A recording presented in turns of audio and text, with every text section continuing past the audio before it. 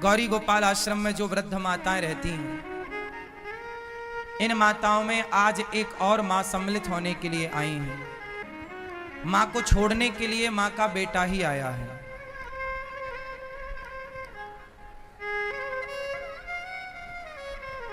कहां से आई हो मेरी मां? मैं कलकत्ता वेस्ट बंगाल से आई हूँ। तो आप के घर में कौन कौन है? बस एक ही बेटा है, एक बहू है, एक पोती है। तो एक बेटा है, फिर बेटा के होते हुए यहाँ क्यों आना पड़ा? क्या करो, बेटा को भी जिंदगी, मेरा को भी जिंदगी, बहू ने एकदम नरक बना दिया प्रभु जी। तो आपको यहाँ छोड़ने कौन आया है? छोड़ने तो मैं तो पहले एक हफ्ता पहले मैं आई थी, फिर आप लोग का आदेश के अनुसार बेटा को भी जाके बोला जी देखो चलो हमको वहाँ ठिकाना लगा दो, गुरु जी के चरण में बाकी दिन हम मेरा को बिताने दो, तुम जाओगी तो अब मेरा को रख लेंगे। तो बात कराओ बेटे से। क्या नाम है आपका? मेरा नाम गौतम भट्टाचार्य जी है। तो आप गौतम जी हैं? हाँ जी। तो आप अपनी माँ को लेकर वृद्धाश्रम क्यों लाए हैं? क्यों सेवा नहीं करते अपनी माँ की? मैं खुद एक हैंडीकैप बन गया हूँ। क्यों? मेरा पिछले 2 साल पहले हार्ट अटैक हुआ था, फिर उसमें 5 स्टेन बैठा है। अच्छा। मेरा पेट के अंदर 32 स्टिचेस है। ठीक है। मेरा स्पॉन्डिलाइटिस है, तो मैं आधा ही खुद बीमार हूँ, तो मैं अपने माँ का ख्याल नहीं रख पा रहा हूँ। मैं फिनेंशियली पत्नी कहाँ है आपकी? पत्नी मेरे साथ है, लेकिन पत्नी के साथ मेरा माँ का 36 का आंकड़ा हो गया है। तो माँ का और पत्नी का 36 आंकड़ा है, तो वृद्धाश्रम में अपनी पत्नी को लेकर आते कि तुम जाओ वृद्धाश्रम, हम तो माँ के साथ रहेंगे। जिस माँ ने आपको पाल पोस कर बड़ा किया, योग बनाया, तेल मालिश करी आपकी, आप उसे लेके वृद्धाश्रम आ गए। बीमारी आपने बताई, तो बीमार आप माँ के लिए हैं, पत्नी के लिए बीमार नहीं है। उसके लिए ही बीमार हो। तो फिर पत्नी को छोड़ने क्यों नहीं आए वृद्धाश्रम? उसको बोलते तू चल वृद्धाश्रम, हम तुझे छोड़ने चलते हैं। जब माँ की और पत्नी की नहीं बनती, तो आपके हिसाब से किसे छोड़ना चाहिए वृद्धाश्रम में? पत्नी को तो छोड़ना चाहिए। फिर अगर मतलब physically strong and financially strong रहता तो मैं ये स्टेप ले सकता था, लेकिन मेरे पीछे ही एक और आदमी चाहिए, तो मैं माँ को तो कैसे? पत्नी तो है, पत्नी है जो पति को भी संभाल। यदि ऐसी स्थिति है कि चलो पत्नी आप कमजोर हैं, आपको बीमारी है, तो पत्नी अपने पति को भी संभाल सकती है और अपनी सास को भी संभाल सकती है। क्या दिक्कत है? क्या ये दास अनिरुद्ध 278 माओं को उसकी सेवा नहीं कर रहा है? यदि हम 278 माओं की सेवा कर सकते हैं, तो आप और आपकी पत्नी मिलकर आपकी एक माँ की सेवा तो कर सकते हैं ना?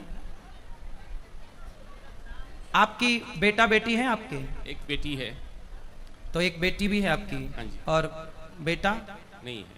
तो बेटी है, तो बेटी का तो ख्याल रख ही रहे हैं ना बीमारी में भी? वो तो रखे हैं। तो फिर माँ का ख्याल रखने में क्या दिक्कत थी? कितनी जगह चाहिए माँ को घर में? आज अभी बोल रही थी कि बचपन में मैं तुमको हॉस्टल छोड़ने जाता था, आज उल्टा हो गया, आज बुढ़ापा में तुम मेरे को वृद्धाश्रम छोड़ने आ रहे हो। तो क्यों ऐसे दिन आए?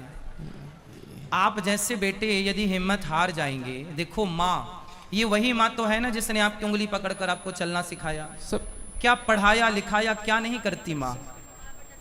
क्या क्या नहीं करती, क्या क्या बताएं?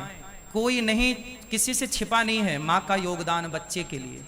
लेकिन आपका जब विवाह हुआ, शादी हुई, बच्चे हुए, तो आप माँ को लेकर, अरे आप पत्नी को समझा नहीं सकते प्यार से कि क्या जरूरत है?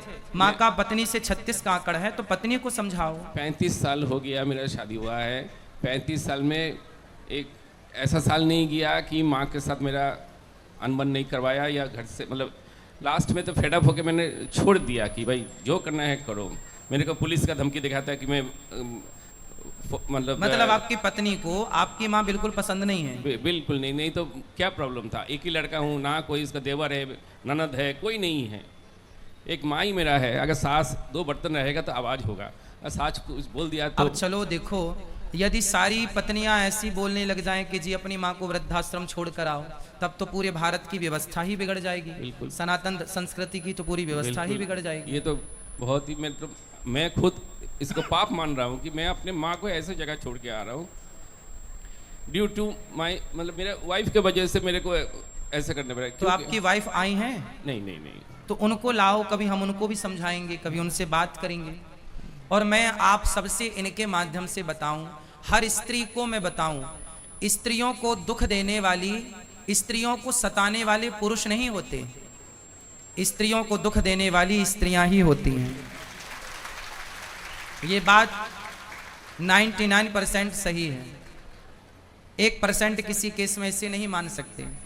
वरना यदि स्त्री, इनकी बहू जो माँ आई हैं, इनकी बहू एक स्त्री है, और एक स्त्री, और ये माँ भी एक स्त्री है, एक स्त्री ही दूसरी स्त्री का दर्द समझ सकती है। लेकिन नहीं, जिद पकड़ ली। देखो तो आपकी पत्नी ने जिद कर ली कि आप छोड़ के आओ। बोला कि तुम्हारा मम्मी का जो भी जिम्मेदारी तुम करोगे, मैं कुछ नहीं करने बोलना है ना, मैं उनका मतलब कुछ हाँ, करूंगा। हाँ, तो आप कर लेते ना, आप माँ की जिम्मेदारी पूरी कर लो, आपको क्या दिक्कत है? पत्नी ना करे, पत्नी ना दे पानी, ना दे रोटी, आप करो ना।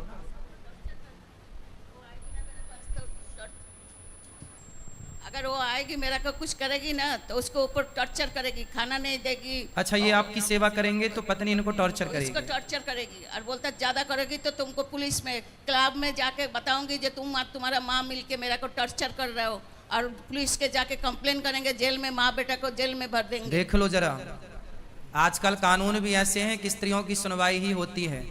वो कुछ कहेंगे तो ये माँ बेटे जेल चले जाएंगे। बोलती रहती। इसलिए कानून अंधा है। अब आप ही बताइए कि इस माँ को न्याय कौन देगा? ये कानून देगा, ये बेटा देगा, या इनकी बहू देगी, या समाज देगा? कोई नहीं देता। गुरु जी आपके चरण में मेरा तो स्थान। हम तो मैया आपकी सेवा करने को तैयार हैं, हमें कोई दिक्कत नहीं है। हम तो केवल अपने इस भाई को समझा रहे हैं कि तुम जो कर रहे हो, पत्नी को ही समझाओ। और मेरी हाथ जोड़ के प्रार्थना है हर स्त्री से, आप ऐसी सिचुएशन, ऐसी स्थितियां पैदा ना करें कि एक पुरुष अपनी माँ को लेकर वृद्धाश्रम छोड़ने आ जाए। चलो, ये पुरुष ये माँ को वृद्धाश्रम, बात कराओ भैया से, ये अपनी माँ को छोड़ने वृद्धाश्रम आए हैं। अब आप बताओ कि ये आपने पुण्य किया या पाप किया? पाप किए हैं। पाप किया, बिल्कुल। अब बताओ कि यदि ये पुरुष पापी हुआ तो इसको पापी बनाया किसने? इनकी पत्नी ने। जबकि पत्नी पारक्षणे धातु से पत्नी बनती है। कहते हैं जो पत्नी अपने पति को पतन से बचाए, पाप से बचाए, उसका नाम पत्नी है। जिस पत्नी के कारण पाप करना पड़े, ऐसी पत्नी से भगवान बचाएं। ऐसी पत्नी से भगवान बचाएं। ऐसी पत्नियां होनी चाहिए जैसी आपकी हैं। चाहोगे 7 जन्म का वादा किया है? बिल्कुल नहीं। हाँ, बिल्कुल नहीं। 7 जन्म का वादा नहीं किया? 7 जन्म का वादा किया था, लेकिन ऐसा पत्नी एक जन्म में ही मेरे को हड्डियों में, मतलब क्या बोलते हैं, दुब्बो हमारा बंगाली में बोलते हैं, ये जी। दुब्बा उगा दिया जी। तो 7 जन्म में कभी भी मैं ऐसा वाइफ नहीं चाहूंगी। तो 7 जन्म की कोटा उसने 1 जन्म में ही पूरा एक करेगा। जन्म में। इसलिए ऐसी पत्नी किसी को ना मिले, ऐसी पत्नियां होनी चाहिए। आप लोग कितने लोग अपने अपने बेटों के लिए ऐसी पत्नियां चाहते हैं? चाहते हैं? नहीं चाहते तो आप भी ऐसी पत्नियां मत बनना। जितनी पत्नियां यहाँ बैठी हैं, आप भी तो किसी की पत्नी हैं। ऐसी पत्नी बिल्कुल मत बनना। बनना सही है? क्यों? ऐसी पत्नी नहीं। भगवान कुंवारा ही रखे, साधु बन जाए, अच्छा है। सारी जिंदगी बिना पत्नी के रहने पर ऐसी पत्नी भगवान दुश्मन को भी ना दे जैसी इन्हें मिली है। चलो, तो आप चाहते हैं कि आपकी माँ को यहाँ रखा जाए? आपके चरणों में सर। हाँ हाँ, हम तो अपनी माँ की तरह सेवा करेंगे। यहाँ तो 278 माँ ऑलरेडी हैं। सुना हैं? देखा भी है। आपने दर्शन किया माँ का? हाँ जी। कैसी व्यवस्था है यहाँ माँ की? बहुत अच्छी है। अच्छी लगी? आप आते रहिएगा अपनी माँ से मिलने के लिए। जरूर। हाँ, क्योंकि मेरा तो माँ के साथ कोई दुश्मनी नहीं है। बीच में कोई था, माँ को मैं किसके पास रखता। तो पत्नी आपको भी परेशान करती हैं? बहुत। नहीं तो इस उम्र में, मेरा 55 है, 2 साल पहले मेरा हार्ट अटैक हो गया है।